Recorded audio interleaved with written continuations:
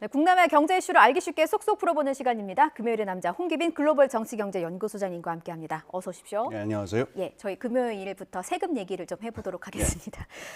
우려가 현실이 됐습니다. 1월 세수가 급감했는데 1년 전보다 6조 8천억 원이 덜 거쳤다고 하더라고요. 근데 이게 1월 기준으로 역대 최대의 감소폭이라고 하는데 이건 어떤 의미가 있습니까? 예, 먼저 좀 조심해야 될 게요. 우선 작년 1월하고 비교하면 확 줄어가지고 이거 걱정하시는 분들이 있는데 요건 조금 지나친 면이 있습니다. 아, 그런가요? 예, 그러니까 그 작년 초에 그 1월의 그 세수는요.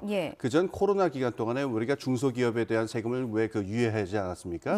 그 돈이 작년 초에 한꺼번에 들어왔기 때문에 작년 1월 세수가 좀 높았어요. 그 전에하고 비교해도. 그렇군요. 그러니까 그거하고 비교해서 낮다고 해서 너무 걱정할 건 아닌데 정말 걱정해야 될 건 좀 다른 숫자예요. 어떤 숫자인가요? 이 진도표라고 하는 건데요. 1년 동안 걷어야 될 세수에서 1월, 2월, 3월 하면은 어느 만큼 진도가 나갔느냐 이런 건데요. 보통은 1월에 세금이 좀 많이 들어오기 때문에 이때 좀 많이 진도가 나가야 됩니다. 그래서 1월 진도가 보통 한 13%, 그러니까 그해 걷어야 될 세금의 이 정도가 나가야 되는데 지금 10.7%밖에 못 나간 거예요.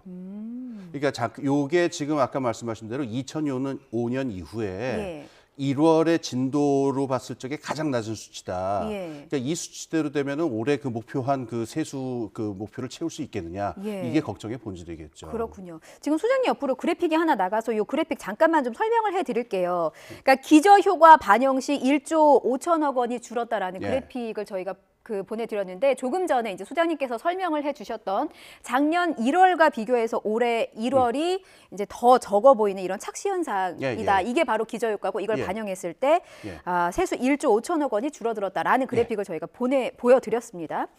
근데 지금 말씀하셨다시피 진도표 중에서 우리가 10.7%밖에 진도를 못 나갔다. 그러니까 평균치보다도 지금 진도가 많이 떨어지는 거잖아요. 이러다 보니까 나라 곳간이 비어간다. 이런 말을 넘어서 나라 곳간 바닥 보이는 거 아니야. 뭐 이런 우려도 좀 들고요. 자세히 들여다보니까 부가가치세가 3조 7천억 원이 또 줄었대요. 그리고 소득세, 증권거래세 이 부분도 줄었다고 합니다. 그렇습니다. 원인을 어디에서 찾아야 됩니까? 그러니까 말 그대로 경제 전체가 예측한 것보다 상황이 훨씬 안 좋은 거예요. 그러니까 두 가지로 나눠서 볼 필요가 있는데 부가가치세가 이게 굉장히 지금 3조 7천억 굉장히 낮게 나왔는데 요거는 이제 경제 전체가 침체하고 경제 활동 전체가 위축된 거라고 볼 수 있고요. 요게 경기 침체를 나타내는 하나의 일종의 지표라고 볼 수 있겠네요. 그렇습니다. 그러니까 산업 경제 전체, 그러니까 전체 경제 활동 전체가 이렇게 위축된 거라고 볼 수 있고요. 그다음에 이제 자산 시장의 위축이 또 중요한 원인이죠. 그 항목에 보시면 양도소득세 부분하고 그다음에 그 증권거래세 부분이 있어요. 이 부분이 줄어든 건데 요거는 이제 그 부동산 경기가 침체하고 주식시장이 침체하면서 여기서 이제 그 말하자면 결손이 난 거죠. 그리고 좀 웃기고 웃프다 그러죠. 웃기고 슬픈 일인데 딱 하나 좀 중요하게 늘어나는 대목이 주세입니다. 저기 맨 끝에 빨간 거. 그러니까 경기 활동은 침체가 되는데 사람들이 이게 술은 좀 많이 마신 거죠. 이거 우리 팀의 PD들이 많이 세금에 일조했다고 하더라고요. 큰 기여하셨네요. 말씀하신 것처럼 참 우픈데 이게 어떻게 보면은 경기가 어려워지니까 삶이 좀 팍팍해지고 결국에는 이제 소주 한 잔, 맥주 한 잔으로 달래는 서민들이 늘었다는 뜻인가? 라는 생각도 좀 들기도 또 술값도 오른다고 그러니까 주세는 좀 더 늘어날 것 같네요. 소장님도 일조하신 바가 아닙니다. 알겠습니다. 어쨌든 지금 저희가 그래프로 보여드렸는데 국가 재정에 빨간불이 켜진 거는 확실한 것 같고요. 또 올해는 이제 법인세 인하분까지 반영이 될 예정이고 이게 반영이 된다면 세금 부족 현상은 더 심해질 수도 있다. 이런 분석도 나오기는 하던데 어떻게 보십니까? 그렇습니다. 지금 경기 전체가 좀 침체될 위험이 있는 데다가 법인세 인하분 지금 반영되고요. 올해 지금 예측되는 거는 지금 올해 또 그 손 보려고 하는 세제가 있어요. 하나는 그 상속세 부분을 갖다가 요걸 손 보는 건데 이게 실제 세율이 낮아지는 효과를 가져와요. 그다음에 그 종합부동산세, 종부세라고 하죠. 이 부분에서도 지금 세율을 낮추는 효과를 지금 내려고 하기 때문에 결국 지금 올해 하려고 하는 정책이 지금 세수를 갖다가 만회하는 쪽의 효과는 아닐 것 같습니다. 그렇군요. 이게 법인세만의 문제가 아니라 상속세, 종부세 이런 부분들까지 다 감안을 해야 되는 부분이고 그런데 정부는 좀 올 하반기는 낙관적으로 보더라고요. 세수가 좀 회복될 수 있다 이렇게 전망하던데 어떤 근거를 갖고 하는 말입니까? 뭐 상고하죠, 상저하고 이런 얘기를 하는데요. 사실 지금 그 경기가 어떻게 될 거다라고 하는 걸 확실하게 예측하는 거는 제가 보기엔 무리가 있어요.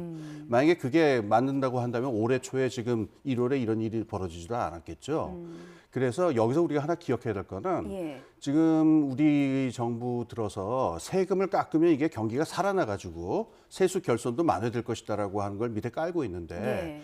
작년에 우리가 영국의 트러스 총리 내각이 무너지는 사태를 보면서도 알겠지만은 지금 과연 감세가 그런 효과를 가질 것인가 조금 우려할 부분이 있기 때문에 감세 정책이 경기를 살린다라고 하는 인과관계에 대해서 조금 제고하고 이 감세 정책 기조 전체에 대해서 좀 한번 생각해 볼 때가 아닌가 합니다. 여러 변수가 있을 가능성도 저희가 항상 염두에 둬야 된다. 이게 소장님과 항상 말씀 나누면서 저희가 항상 하는 얘기긴 한데 그렇다면 이런저런 변수가 있을 거라고 가정을 해보고 그러면 정부가 미리 준비는 해야 되잖아요. 예, 예. 어떤 대책을 준비하는 게 좋겠습니까? 그러니까 작년에 이제 유류세 인하 같은 부분도 지금 요번에 그 저 세금 이렇게 되는데 저 기여를 저거 원인이 됐는데요. 예. 그렇다고 이걸 안 할 수는 없잖아요. 지금 에너지 시장이 이러니까. 그렇죠. 그러니까 이런 부분에 대해서 대응하는 걸 갖다가 감세라고 하는 방법만으로 대응하려고 하지 말고 전략을 좀 더 다변화해야 될 겁니다. 어떤 식으로 좀 다변을 감세 말고 예. 예.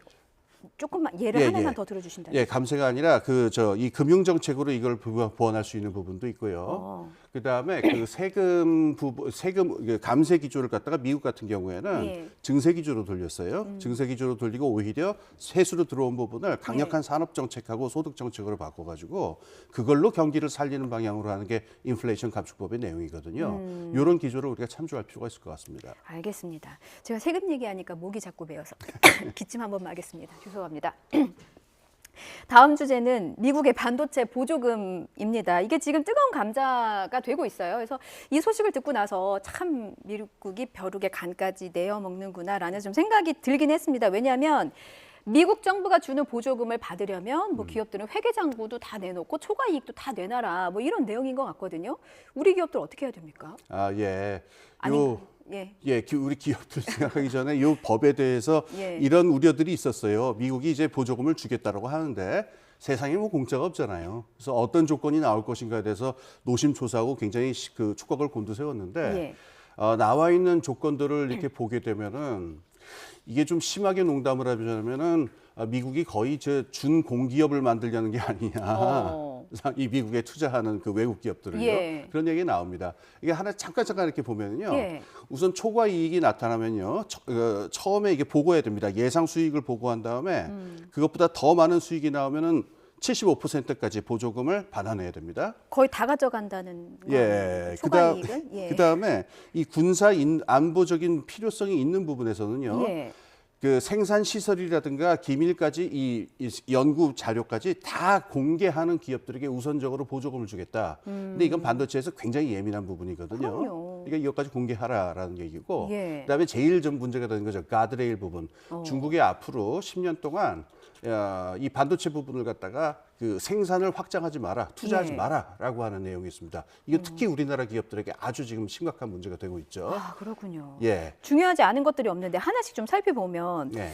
보조금을 받은 기업이 그 전망치보다 높은 이익을 올리면 최대 75% 초과 이익을 환수하겠다. 예. 이거는 뭐 제주는 곰이 부리고 돈은 미국 소방이 가져가는 뭐 이런 입장이 아닐까 싶긴 한데 기업의 입장에서 보면 예. 이거 어떻게 보면 말씀하신 것처럼 공기업이 아닌 거잖아요. 너무나 과하게 이익을 가져가는 거 예. 아니냐. 기업의 입장에서는 볼멘 소리가 나올 수밖에 없을 것 그렇죠. 같아요. 우리나라에서도 그 초과이익 공유제 얘기가 나왔다가 예. 그럼 그게 자본주의냐라고 하는 반론이 있어서 우리나라에서도 한참 문제가 됐었는데 지금 똑같은 거 한단 말이에요. 근데 지금 돈 액수도 액수지만은 좀 더 중요한 부분은 여기 예민한 부분입니다. 예. 이 초과 이익이 어떻게 나타나는지를 갖다가 정확하게 알기 위해서 모든 장부를 다 들여다보겠다. 상무부 장관이 그렇게 얘기를 했어요. 그런데 기업 입장에서 특히 반도체 같은 이 예민한 기업에서 예. 초과 이익이 나타나는 부분이 장부에서 다 드러나게 하다 보면은 결국 기업 활동이라든가 이게 다 투명하게 드러나게 된단 말이에요. 그러니까 이 부분이 오히려 더 예민한 부분이라 할 수 있을 것 같습니다. 미국 입장에서는 그러니까는 아까 뭐 준공기업이다 이런 농담 드렸습니다만은 예. 이 차제에 그 반도체를 둘러싼 어떤 생산 가치사슬 전체를 미국의 국익이라는 관점으로 통제하고 관리하겠다라는 의도가 있는 것 같아요. 그게 이제 검은 속내인 거죠. 사실 반도체 분야는 기술이 핵심인 거잖아요. 예, 예. 그게 중요한 건데. 제일 빨리 바뀌고요. 예. 그만큼 기술 경쟁이 치열하기도 하고 이 부분을 들여다보겠다라는 속내를 우리 모두가 다 알 수 있는 거죠. 예. 근데 말은 좀 시원하게 하지는 못하고 그런 상황인 것 같습니다. 돈 주잖아요. 그게. 그렇죠. 앞서 정말 중요하다고 해주셨던 조항 중에 하나가 바로 가드레일 조항이었는데 이것도 좀 보면 보조금을 받으면 중국 안에서 첨단 반도체 투자가 이제 10년 동안 제한이 된다 이런 내용입니다.